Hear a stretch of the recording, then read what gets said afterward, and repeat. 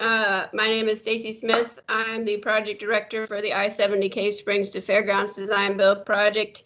I did hear those public comments and I got them in an email earlier today, so I'll try to hit them as I'm going through this presentation as well.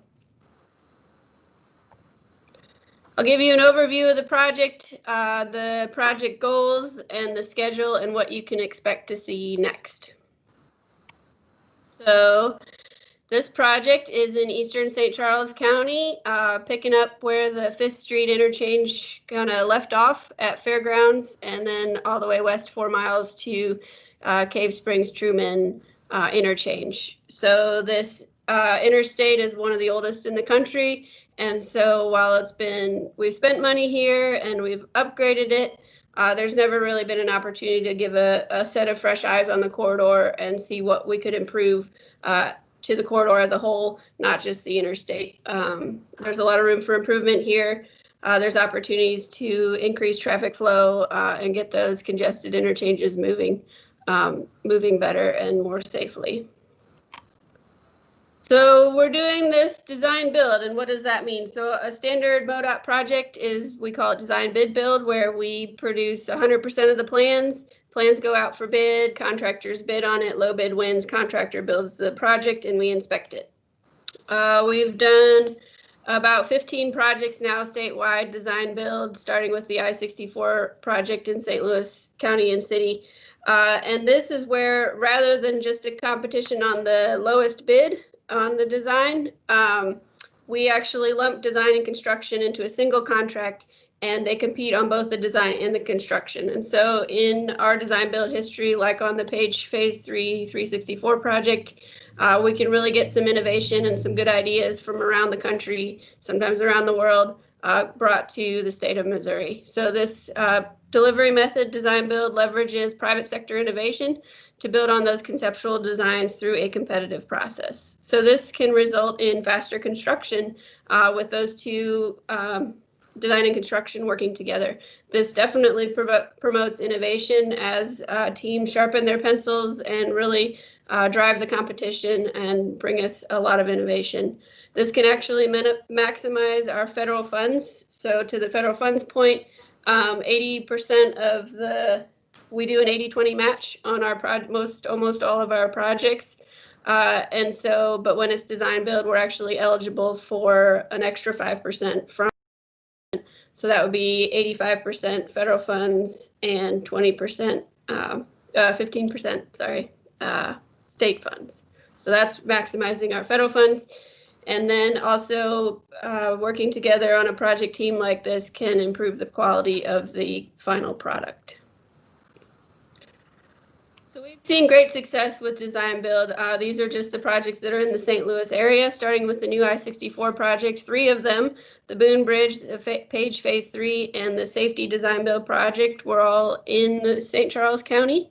270 is well on its way to being another great success in North St. Louis County. And then so I'm looking forward to guiding the I-70 Cave Springs to Fairgrounds project right in with those other 5 for our district and for your county. So as a design build project, the competition is on the design and the construction. So I don't have designs to show you, and I can't tell you what will be built.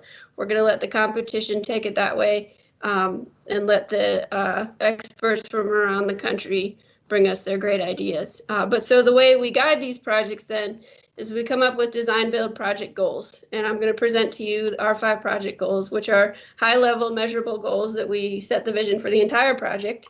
They are prioritized so that they can help us aid when making decisions on the project. We use them throughout project development, so the team's already using them to craft the contract documents and the request for proposals. We use them during procurement in the spring, and then through design and construction of the project. So these will guide our team for the next 3 years. We developed them working closely with representatives from MoDOT as well as St. Charles County. Amanda was in on this, and John Greifsue, City of St. Charles, and the City of St. Peters. And then as a final step, they have to be approved by MoDOT senior management. Our 5 goals start with maximize improvements within the program budget of $62 million. So most of that $42 million is from St. Louis district funds, plus a few million from to cover preliminary engineering costs. Then we have, as has been said, we're grateful for a $10 million cost share from you all, which then brought us $10 million from MoDOT statewide budget, for a total of $62 million, which does include federal, state, and county dollars. MoDOT's funds would be that 80-20 or 85-15 match, which we have applied for the extra 5%, but have not been granted that yet. Goal number 2, improve safety and efficiency of the transportation network while supporting connectivity for the local community. So this is not an I70 interstate project. This is a corridor network project. The goal is not to get people from the Missouri River out to Warrenton as fast as possible. This is not focused on the interstate. This is focused on, within these 4 miles, there's a lot of congestion at the interchanges, at the crossroads, on the outer roads. What can we do to improve those? Because the current configuration really is no longer enough for the growth that you all see here and in other areas. And then there's an opportunity here to revamp the outer road system, make it more complete, and make it more of a system.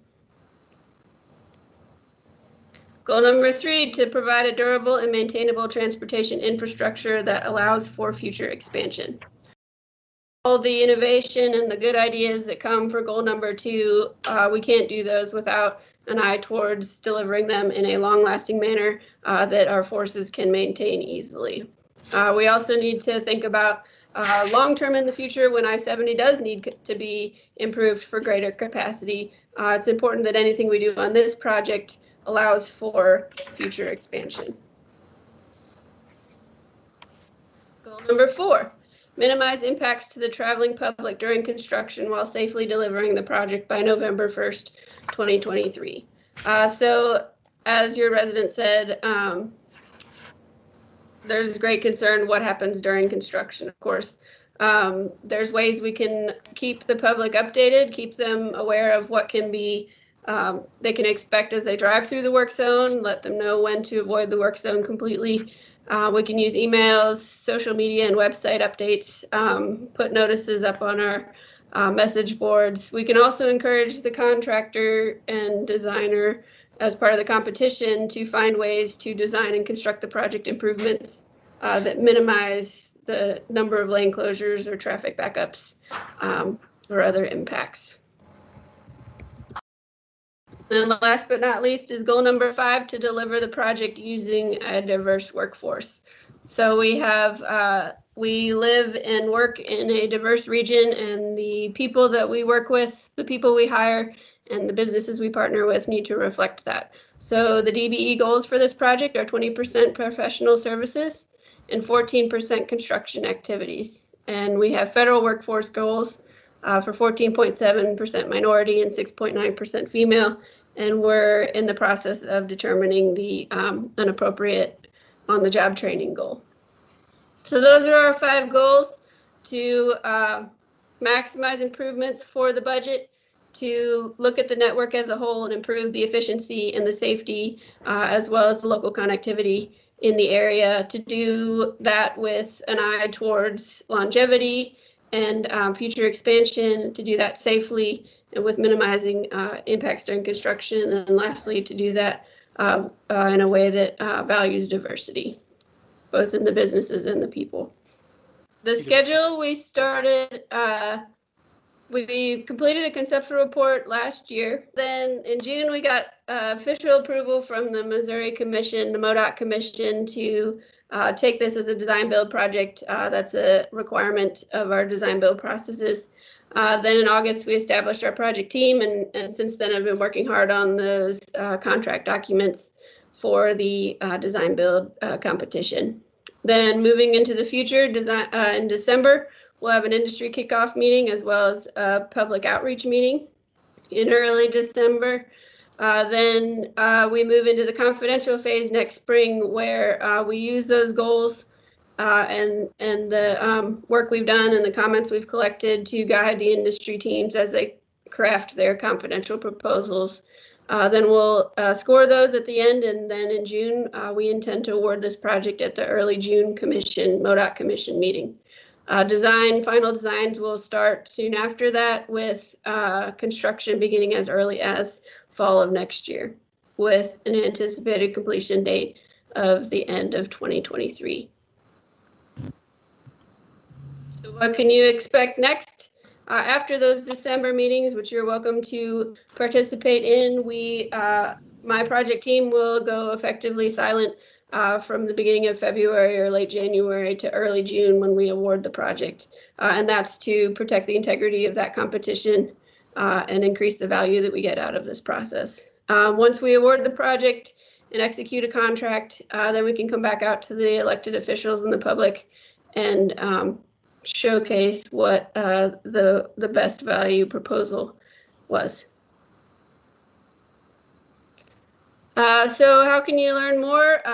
Like I said, there's that. Keep an eye out for more information about the open house in early December. We're targeting December 8th. Then you can sign up for our email distribution by sending an email to my team's email at I70CSFG, which stands for Cave Springs Fairgrounds, at modot.mo.gov, and feel free to invite us to present to your organization. With that, I appreciate this opportunity. I look forward to hearing your comments.